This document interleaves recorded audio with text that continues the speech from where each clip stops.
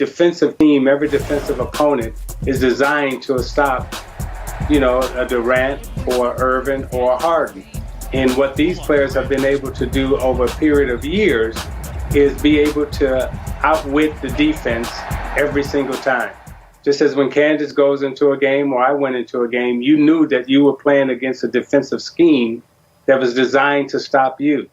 Well, these three guys know how to score, but intellectually they understand how to read and break down every defense that's been designed to stop them. So having those three to collectively out on the floor together is going to be impressive, not only to watch from a skill standpoint, but also from how defensive schemes will try to stop them and how they will counteract it with their basketball IQ. Isiah, though, I think you left one thing out. That's the Nets could actually use Candace Parker to play some defense for them because Orlando looked like a powerhouse of the offensive end. I mean, you might be able to. Well, I'm a person that can speak anything is possible because at the beginning of my career, nobody would have thought, Isiah included, that I would have been mentioned anywhere near defense. So anything is possible, Brooklyn. They do have to start playing defense, and I think that is a huge thing on the other end of the floor. Offensively, they're going to be able to score, so they're going to be able to set their defense. And I'm a firm believer in defense affecting offense and vice versa. But they're going to score a lot of points. So they're going to be able to get back and set their 5 defense back in transition, but they are going to have to stop somebody. Well, right before we went on the air, you spilled your tea everywhere. Do you want to spill some actual tea? And you're a free agent, so, I mean, why don't you just say Zeke, you're going that's what we're doing right now? Yeah. That's what we're doing? This is NBA. We're talking NBA here. I mean, hey. That's why that shield and that glass is up there, Candace. Not necessarily for COVID, but to ignore that question. All right, let's broaden this a little bit. We're talking Nets. We've got the Knicks on our air coming up in a little bit. Full disclosure, I grew up in northern New Jersey as a hardcore Net fan. I was one of 10 people in the building every night. I understand, and my parents at home who are hardcore Net fans understand. The landscape of New York will never. Well, what I've come to understand and actually love about the Knicks fans is that they are passionate and they are loyal. And no matter how great the team is in Brooklyn, Knicks fans will watch, they will enjoy it, but will they ever become true fans of the Brooklyn Nets? That just won't happen. This is a fan base that, again, I've come to admire because throughout all the losing seasons that they've had and some that I've been a part of, their passion, their loyalty, they come to the game, they show up every night, and they root for their team, and it really is ingrained in their family. And there is a Knicks culture that I just don't think is going to go away. So Brooklyn and the Nets are in the process of developing theirs, but this Knicks fan base is rock steady. Jared, well, first and foremost, I don't know how you're going to go home after what you just said today to New Jersey.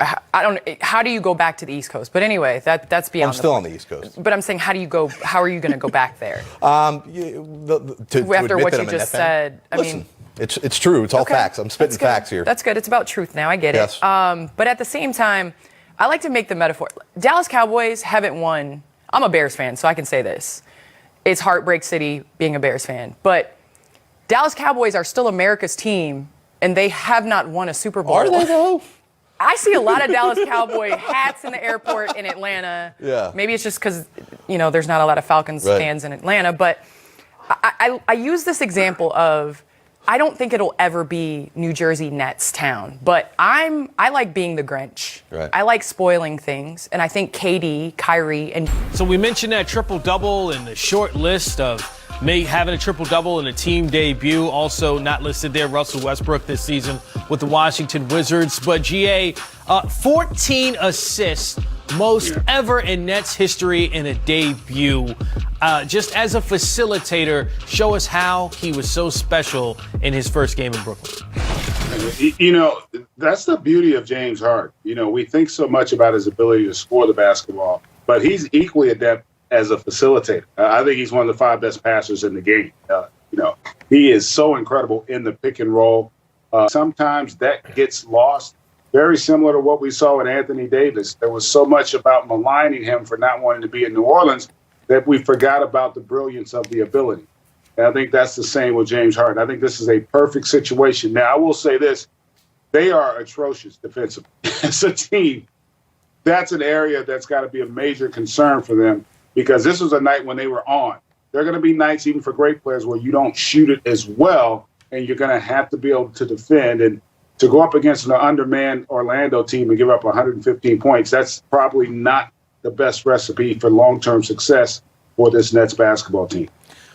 Well, that is a point that we're going to have to pay attention to the entire season, especially when they face other contending teams. And if they are going to be a contending team, Sam, then it's going to take James Harden and Kevin Durant playing well together. Sure looked good in this first game. Yeah, they did, man. I mean, look, it's going to take them a while to figure out where each other likes the ball at and the space on the floor. But James Harden just fit right in. And you got to remember, he and KD started off together.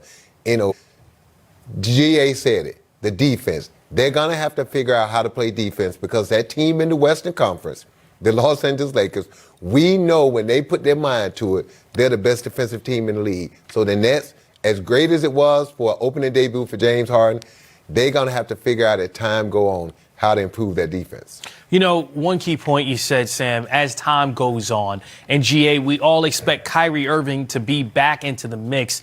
And James Harden said something very interesting the other day when he spoke as a member of the Brooklyn Nets for the first time. And he said, I'm willing to sacrifice. I think he was saying more from a scoring perspective and be a facilitator. I think that's what we saw in the first half. Is that me taking a little bit too much of a leap, or is that how this works with this group? No, I think, and we get this conversation, people always forget, these aren't low IQ basketball players.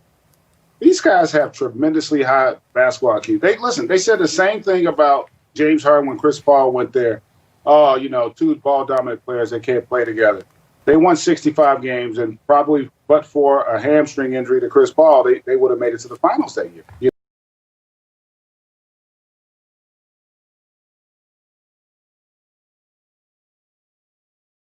They were up 3-2 in that series when he went down. They said the same thing when they had Westbrook come to Houston, and those two were able to coexist. Now, the team wasn't good enough to compete for a championship, but those two were able to make it work. Similarly with these two, and when you add Kyrie into the mix, again, these are all very efficient basketball players. They're all great shooters, and they're all comfortable playing with great players. You've seen it with Kyrie when he was with LeBron. You saw it with Durant when he went to Golden State. And so I think because of their style, Durant is a catch-and-shoot guy. He's not a ball-dominant guy. He can get his like tonight. You don't even notice he had 42. I mean, it was easy for him, and that's how he scores. He doesn't pound the ball a lot. Kyrie can also be a catch-and-shoot guy. And I think if those guys buy into winning, they're still going to have to play well and score, all three of them, because they don't have a lot of other guys that can consistently create their own offense. They're going to be reliant on that trio. So it's just a matter of not, can they fill out that roster? Can they get enough defense? Can they get enough rebounding and spacing? With Joe Harris, that helps. Those are going to be things we'll find out as the season progresses. And can they stay healthy, both physically and mentally, as we see what's going on with Kyrie Irving right now?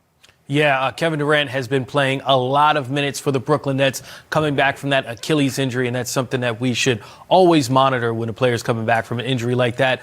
Another team I want to take a look at is a game that's in progress right now that we're going to go to in a few minutes. Memphis Grizzlies and the Philadelphia 76ers. Some interesting things happening with those two teams. So, Sam, when I look at Philadelphia, Joel Embiid out tonight and also out the next game with a knee injury. How concerned should the 76ers be, and how do they adjust when he's out of the lineup? Currently, they're trailing by 5 to the Memphis Grizzlies. Well, they got to be concerned. Joel Embiid was playing at an MVP level. When you look at how chooses. Allow me to introduce myself indeed. First 30-point triple-double in a team debut all time. 7th player with any sort of triple-double in a team debut all time. Let's hear from the Beard. Hey, James, congrats again on the win. Your teammates out there learning, getting to know you, What did you, though, learn about your teammates tonight? We have some special talent in this locker room. Very versatile shooters, playmakers, defenders, a little bit of everything. And that's what you're going to need, especially when it comes postseason. Obviously, we haven't built as much chemistry as we would like. But that first game, it felt good to be out there on the court and just, giving guys confidence, giving guys energy. And that's what it's going to take throughout the course of the year. And once you build that up and guys believe in each other, then it's pretty scary. Malika Andrews with ESPN. Hey, James, I'm wondering if there was any sense of this was like riding a bike, getting back out with Kevin Durant. I'm a hooper. So I just, like I said, I'm very unselfish. I'm willing to just do whatever it takes to win. And obviously, KD is just a elite, like just different type of basketball player as far as the way he's able to score the basketball. It's so easy for him, and I know that. So I just want to make it a little bit more easier if I can. And then, for the rest of the teammates, our shooters and our bigs, make it easier for them. So yeah, it was pretty easy out there. Greg Logan with Newsday. James, yesterday you said when you were asked what talent do you need to improve or emphasize or whatever, you said playmaking. And it seemed like that's what you were concentrating on tonight. You got everybody's shots, you distributed the ball, you moved it quickly, and then when you had to, you turned it on offensively. So can you say, is that, do you expect that to be your approach going forward, especially when they add Kyrie Irving to the mix? For me, I'm just, I have so many dimensions to my game. I just take whatever the defense gives me. I play the game the right way, or at least I try to every possession, and just takes whatever the defense is giving me. And like I say, whoever has the hot hand, that's who deserves the ball. The basketball finds energy. It finds people that have good energy, good spirit. So that's what I try to bring to the game tonight. Brian Lewis with the New York Post. Hey, James. It's hard to get in somebody else's head, but I mean, you made it pretty clear that you wanted to be in Brooklyn, and at least it seemed like you were really enjoying yourself out there tonight. I'm just curious, now that the game's over, I mean, did it feel like what you expected, and how did it feel? How would you describe it? It felt unbelievable. I hope you can tell by my smile and my play. Just excited and for the opportunity. This is an unbelievable organization from top to bottom. And, for me, all I have to do is just go out there and be the best, James Harden I can be. And, good things will happen. Christian Winfield with the New York Daily News. Hey, James, one thing about you and Kyrie and KD as it pertains to you guys' offensive talent is that you guys can kind of tell what the defense is going to do before they do it. How do you think that is going to help guys like Joe, guys like DeAndre, when the defense can't really help off of, we saw today, defense can't help off of Joe. He's going to hit a three. Defense can't help off of the guy down low. You got to throw the lob up top. How does that make this team better that you guys all know what the defense is going to do and they can't really double you? Once we go through every scenario, and it's only maybe 4 or 5 that teams can really do against us, and throughout the course of the year that's going to happen, once we figure out, okay, they're doing this tonight, this is how we attack it, or they're doing this tonight, this is how we attack it. Once we get that, it's basically up to us. And I'm so excited for Kai to get back. He's a key piece to what we're trying to do. And the chemistry, as soon as we can build that, as soon as we can be on the court together, it's going to be scary hours. Alex Schiffer with The Athletic. Hey, James. Joe and Kevin were kind of saying how, early on everyone was maybe a little too pass happy and not taking contact. Is just what point in the game did you kind of start to feel you got into a rhythm and got comfortable? I mean, I had, 9 turnovers throughout the game, and maybe 6 or 7 of them were to, looking to get guys, and DeAndre get them lobs. That's me being unselfish. That's me trying to get guys involved. But at the end of the day, I just still got to be a player at the end of the day and score when I need to score, and when the pass is there, do it. So first game, I'm happy to get it out the way. Now we can watch some film and get ready for our next opponent. Brian Mahoney with the Associated Press. Hey, James, how did your preparation today? Did you know for sure you'd get to play, or if not, when did you find out? And, without not knowing many of the kind of plays and things like that, is it almost more fun that you get to figure it out yourself a little bit more as opposed to kind of having things scripted? I mean, I have, had multiple conversations with our coaching staff on what we're trying to accomplish on both ends of the ball. So pretty much I'm familiar with it, and I know, where spots where to put our players in. And then it makes it easier when you have Kevin Durant on your team who can take some of the pressure off of you as well. So, like I said, it's a long way to go. It's a process, but I think just watching film, getting better, learning where guys like to be. We have some unbelievable shooters, trying to get them more shots so they can feel more involved in the offense, getting our bigs more, paint points, and just kind of directing people and guiding people to where they should be so they can be more effective. I think once that happens, our team will be a lot better. Ian Begley with SNY. James, it's not a basketball question, but could you share anything about what you had to give Landry Shamet for number 13? I'm sure he'll post it when I give it to him. Nah, that's big time though. For him to sacrifice that, I got to make sure I get him something. And last question, Jen Williams with Fox 5 New York. Hey James, you said you came to Brooklyn to play for a contender. I know it's just the first game, but keeping that in mind, how are you feeling about that decision after the first game? It felt great. I mean, even from when I stepped foot into the building, it was open arms, and like I said, it's anything I need, they're there for me. They're making sure I'm getting my work in, making sure that everything is laid. So all I got to do is go out there and just be me. For me, in return, I got to make sure everybody is feeding off that. And tonight was a really good start. Hopefully, next game we have Kai back and just keep this thing rolling. James Harden, Kevin Durant combined 74 points this evening, most ever in a game as teammates. Played 3 years together in OKC, had not played together since 2012. Time to hear from Kevin Durant. Evan, I know you know his game well, but just your assessment of James Harden in his debut, his first game with the team, and how he looked. Man, it was incredible. You could see him trying to figure out the best way to play early on. I felt like we all were overpassing, trying to make everybody comfortable, and then he just got into his mode of being aggressive to score, and that opened up the whole game for all of us. So, glad he got his feet up under him, and he's got to keep plugging away, keep getting better each day. Was there an increase? I know he's new, and of course you're going to do a lot of talking there, but kind of increased communication across the board with the team so that you guys are locked in at the task at hand? Yeah, I mean, you got James, myself, Jeff, DJ out there, Joe, guys who've been in the league for a while. I think all of us, on the same page and communicating what we need from each other on the defensive side of the ball, especially on offense. I think we were moving and flowing a little bit on offense, based off our communication. We didn't have a play coming across half and guys were talking guys through actions, and same on the defensive side of the ball. So we're only going to get better at that, and it's going to take some time for us to build up that consistency of how we want to play on both ends, but it was a good step. Greg Logan with Newsday. KD, during his introductory press conference, James was asked what part of his game he needed to improve or emphasize or whatever. He said playmaking. And he in Houston, he kind of pounded the ball. But tonight, he moved the ball. And there were moments where when you and he and Harris were moving the ball, the defense was paralyzed.